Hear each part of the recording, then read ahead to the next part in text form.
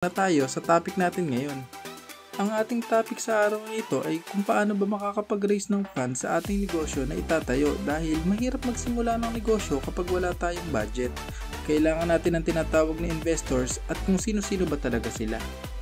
Ang unang klase ng investor ay tinatawag na bootstrap. Ang bootstrap ay isang paraan ng pagninegosyo na ginagamit mo ang sarili mong pera para sa pupunan sa negosyo. Sa paraan na to, ikaw mismo ang investor ng sarili mong negosyo. Karaniwan ay ginagawa ito ng mga bagong nagnegosyo o kaya naman ay mga galing sa abroad na gustong magnegosyo at yung naipon nilang pera ang gagamitin nilang pampuhunan.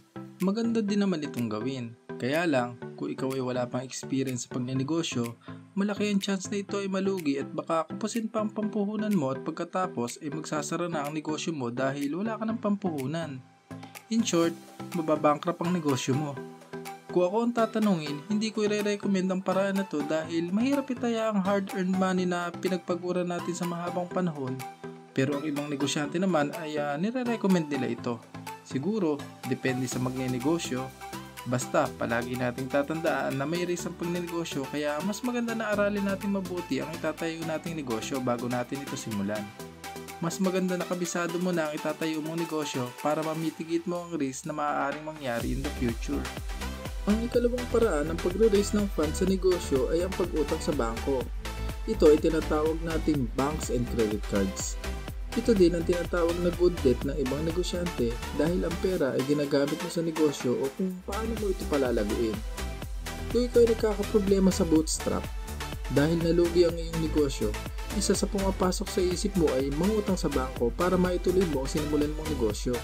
Kaya lang, mas malaki ang chance na hindi ka pautangin ng bangko dahil titingnan nila ang stability ng business mo at ang status mo at kapag nakita nila na down ang business mo, maaaring hindi ka nila pautangin ng pera dahil ayaw din naman ng bangko na madamay pa sa lugi mo. Isa pang paraan ay ang paggamit ng credit cards. Karaniwan, ang ginagawa ng isang negosyante ay pinapadami ang kanilang credit card at ito ang ginagamit pambili ng materials para sa kanilang negosyo. Iniisip ng negosyante na kung sakaling hindi siya makabayad sa credit card ay hahayaan muna niya ito at kapag nakarecover na ang kanyang business ay saka niya ito babayaran. Pwede naman gawin ang paraan ito. Kaya lang, para sa aking opinion ay short term ito dahil maaaring dumating ang araw na kailanganin mo ang pera sa bangko at hindi ka makahiram dahil may bad record ka na sa kanila.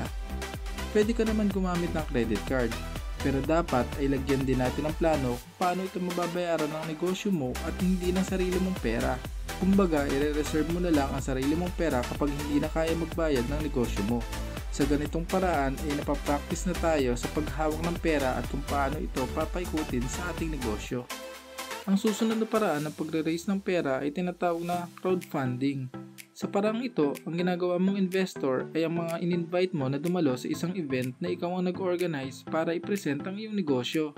Ginagawa ito ng ilang mga negosyante at sila ay nag-i-invite ng mga mayayaman nilang kaibigan o mga kakilala na posibleng mag-invest sa kanilang negosyo. Sa ganitong paraan ay kailangan ng isang konkretong business plan, at least minimum of 3 or 5 years at ipapakita mo dito kung paano papalakihin ang kanilang pera o ang iyong negosyo. Kung meron kang produkto sa iyong negosyo katulad ng Apple or ng Tesla, mas maganda na may demo unit ka na pwedeng i-present sa crowd para mas maintindihan nila ang kanilang pag-iimbesta ng pera. Kung ang produktong ipipresent mo sa kanila ay kakaiba at malaki ang magiging impact, maaaring sila din ay bumili ng iyong produkto at dito papasok ang isa pang klase ng investor. Ito ay ang tinatawag nating customers. Siguro ay nagtataka ka kung bakit pwedeng maging investor ang customers or clients mo, di ba? Ganito lang yan. Pwede mong maging investor ang iyong customer kung magkakaroon ka ng pre-selling sa kanila. Katulad ng sinabi ko kanina, kung ikaw ay may produkto o prototype sa iyong negosyo, pwede mo na ito ibenta at hihingi ka ng initial payment sa iyong customer. Gagawa ka ng kontrata niyong dalawa at nakalagay doon kung kailan mo possible na mai-deliver sa kanya ang produkto na gagawin mo. Kung maganda at kakaiba ang produkto mo, hindi ka na mahihirapan magkumbinsi sa iyong mga customer. Ang isa pang gumagawa ng ganitong paraan ay ang mga contractors or nasa contracting business. Manghihingi sila ng down payment at pagkatapos ay sisimulan na nila ang kanilang project. Kaya lang, ang iba ay 15% lang ng total project cost ang binibigay na down payment. Pero sa iba naman ay halos 50% depende sa pag-uusap nyo. lalo na kung private entity ang iyong customer. Habang ginagawa na ang kanilang project ay sisigil ulit sila sa kanilang clients depende sa natapos na nila at tinatawag nila itong progress billing. Kung titingnan natin mga classmates ay parang parehong concept ng pag-pre-sell ng product-based business at contracting business. Pero malaki yung pagkakaiba nila. Sa product-based business, kapag nakapag-pre-sell ka, tapos na ang usapan niyo ni customer kapag na-deliver mo na ang produkto na binili niya.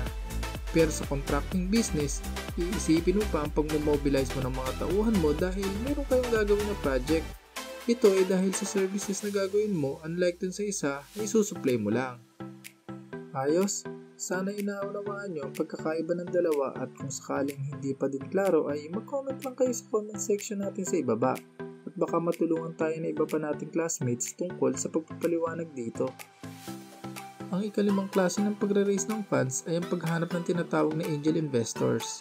Ang angel investors ay ang mga tao na naghahanap na talaga ng pag-iimbesa ng kanilang pera para sa business. Sila yung mga taong sanay na mag-invest at gusto nilang palakihin kung ano man ang meron sa kanila. May dalawang klase ng angel investors. Una ay ang family or friends. Kung ikaw ay may negosyo, isang magandang paraan ay ipaliwanag mo ito sa iyong pamilya o malapit na kaibigan. Bonus mo na lang kapag mayaman ka or may mga kaibigan ka na mayayaman na possible na mag-invest sa'yo. Dito pa lang sa kanila ay malalaman mo na kung maganda ang negosyong itatayo mo at pwede ka na mag-practice mag-present sa kanila para kung sakaling magpe-present ka na sa iba ay marunong ka na.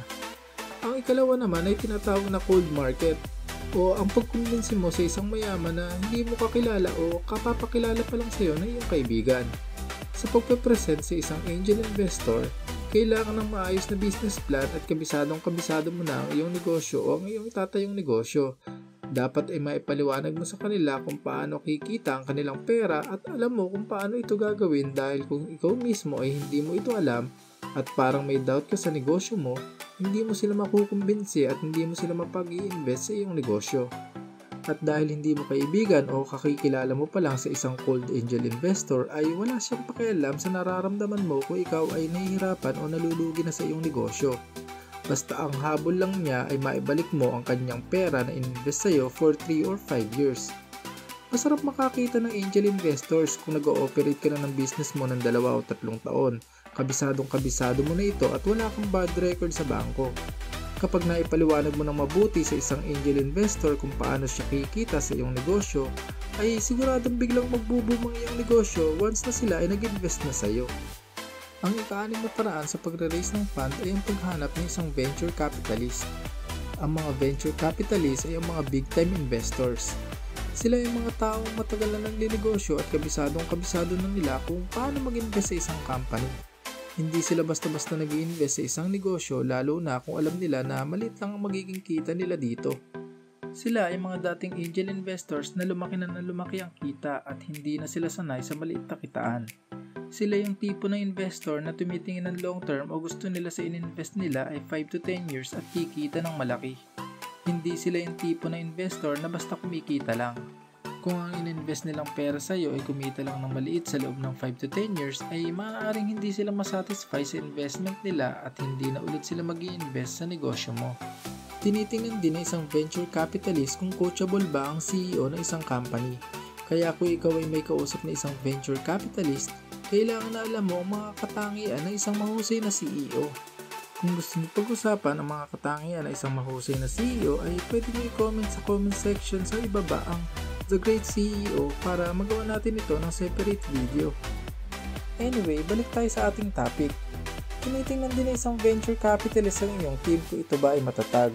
Visionaries or missionaries ba kayo sa inyong team?